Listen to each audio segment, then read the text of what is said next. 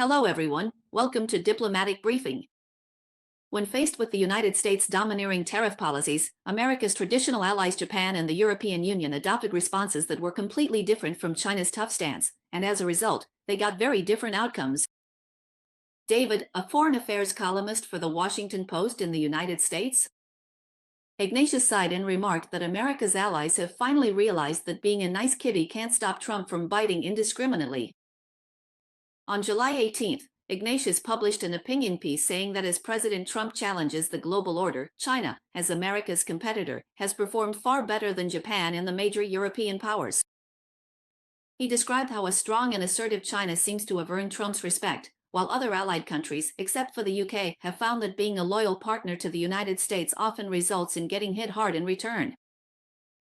The article points out that these American allies have repeatedly suffered setbacks in tariff negotiations with the United States, and as a result, have faced fierce criticism at home, bearing the double blow of economic crisis and political turmoil. He said that now, they are considering making some painful adjustments. Ignatius mentioned in the article that Japan is a typical case. As one of America's staunchest economic and security allies, Japan was suddenly hit with a 25% export tariff last week, which left Japanese officials deeply shocked. This week, during U.S. Treasury Secretary Besant's visit to Japan, the Japanese side is making every effort to seek tariff exemptions, especially in the area of automobile exports, but the U.S. side has flatly refused Japan's requests. Besant's visit this time will not involve discussions on tariffs. Japan most wants to discuss tariffs with the United States, but the U.S. Treasury Secretary simply says that if tariffs are off the table, then they're off the table. This bullying attitude toward allies is on full display. Ignatius writes in the article that Japan's inability to secure tax relief from Washington could cost the ruling party in Japan a steep political price.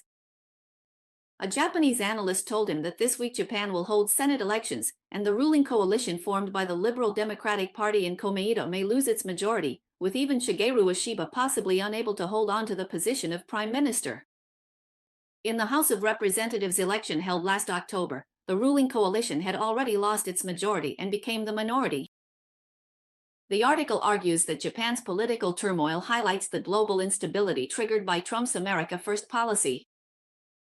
After World War II, Japan relied on the US-led global order, but as Trump dismantles this cornerstone, Japan now needs to become more self-reliant, and its foreign policy will become less dependent on the United States. A survey by Japan's Yomiuri Shimbun last month showed that since last November, the proportion of Japanese people who trust the United States has plummeted to 22%. This sentiment has been exploited by some small right-wing conservative parties, who have gained momentum by promoting exclusionary election platforms that prioritize Japanese people and are believed to have a good chance of winning more seats in the House of Councillors election. Europe has also been toyed with by Trump in the palm of his hand. On July 14, when Trump met with NATO Secretary General Stoltenberg, he even praised European countries for their firm stance in supporting Ukraine, saying they were reliable and strong. But as soon as Trump turned around, he came out swinging on trade issues, threatening to raise tariffs on the European Union to 30%. Europe was in an uproar. At the time, French Minister for Europe and Foreign Affairs, Stéphane Séjourné, bluntly stated that a 30% tariff level was extremely unfriendly, calling it outright blackmail by the United States against the EU and a betrayal of the special transatlantic alliance. In Iglesias's view, European politicians criticizing the United States is nothing more than venting for the sake of it. So far, the EU's negotiation strategy with Trump has still been like that of a well-behaved cat, hoping that the White House will eventually make concessions.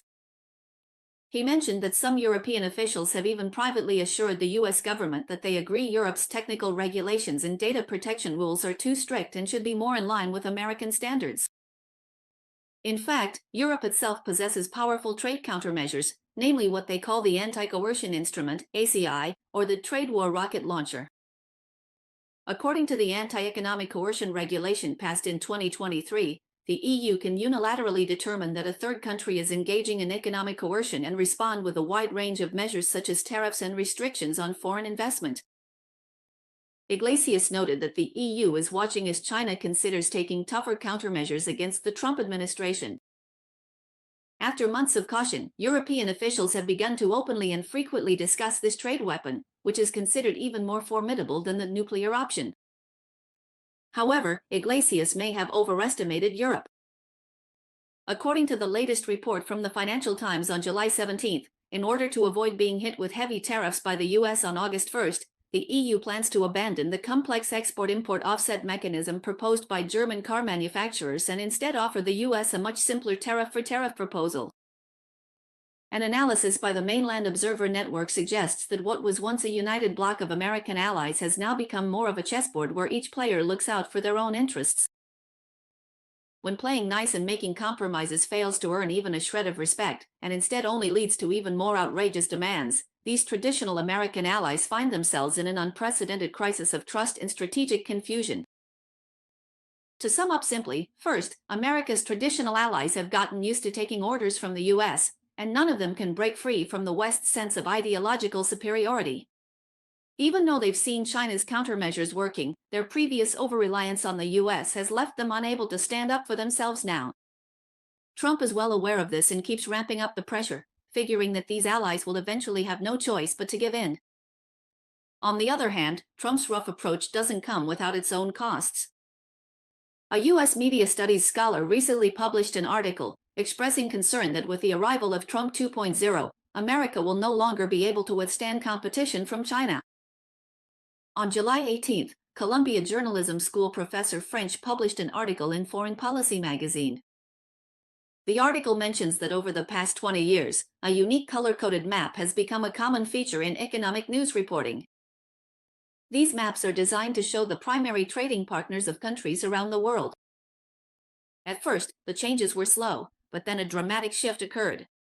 Gradually, a new color, usually red, began to fill the map, as China surpassed the United States to become the largest bilateral trading partner for almost every country in the world. With its powerful manufacturing strength, China has become the world's dominant trade superpower. At this point, leaders in both the West and Asia were pondering, to what extent, and how quickly, could China turn its recent commercial influence into geopolitical advantage?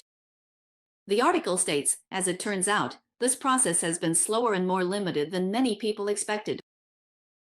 The patterns established decades ago, when colonial rule was still widespread, have proven difficult to shake. The United States never became a colonial power like the European countries. But for most of the period after World War II, it was an unrivaled economic giant. In a world deeply influenced by the English language, the US was an English-speaking nation, and later became the main creator and enforcer of international rules. Afterwards, the United States also constructed a narrative centered on American virtues and values, a narrative that, perhaps even more than its often unfulfilled ideals, resonated with people around the world.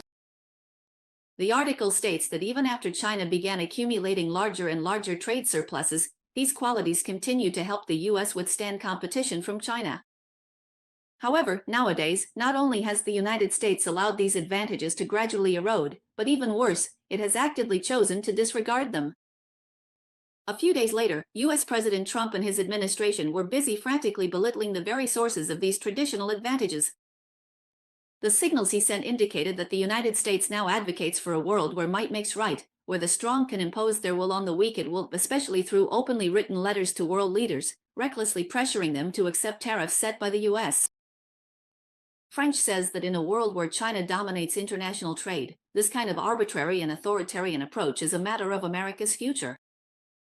If Trump can so recklessly bully treaty allies like South Korea and Japan, or other countries that have traditionally close ties with the United States and even rely on the US for security, French goes on to say, then we might as well start counting down. How long will it take before these countries begin to downplay their relationship with the United States? And instead, start building new economic partnerships and security networks? He says the answer is still uncertain, but none of this bodes well for America's long-term position in the world. In the end, America's allies will change their strategies for their own prosperity and self-preservation. If even long-term allies begin to fundamentally reassess the benefits of cooperating with the United States, how much further will those countries whose ties to the US are already less close go? He believes that some of the early effects of Trump's actions have already begun to show. First, in Europe, in the past few weeks, the UK and France have announced that, if faced with a foreign attack, the two countries will coordinate their nuclear arsenals. The UK and Germany have also significantly upgraded their defense relationship. Although the leaders of these countries have not explicitly mentioned that America's unpredictability and unilateralism are the reasons for their actions, it's hard to imagine they haven't taken Washington's behavior into account. The article says that so far, Japan and South Korea, whose influence is crucial to the United States and East Asia, have been slower than European countries in responding to the Trump administration's unpredictable, imperial style. However, if Trump continues down this path, then compared to U.S. policies and actions, China's policies and actions will gradually become less of a concern. When that happens, at some point in the future, Washington will end up helping China achieve goals that it could never reach through trade advantages alone. To put it simply, French's viewpoint is a typical American democratic white liberal perspective, blaming America's decline entirely on Trump. In fact, China surpassing the United States to become the largest bilateral trading partner for almost every country in the world is not something that just happened this year. Biden has been in office for 4 years and hasn't managed to pull America out of its decline. Now Trump is just accelerating this process.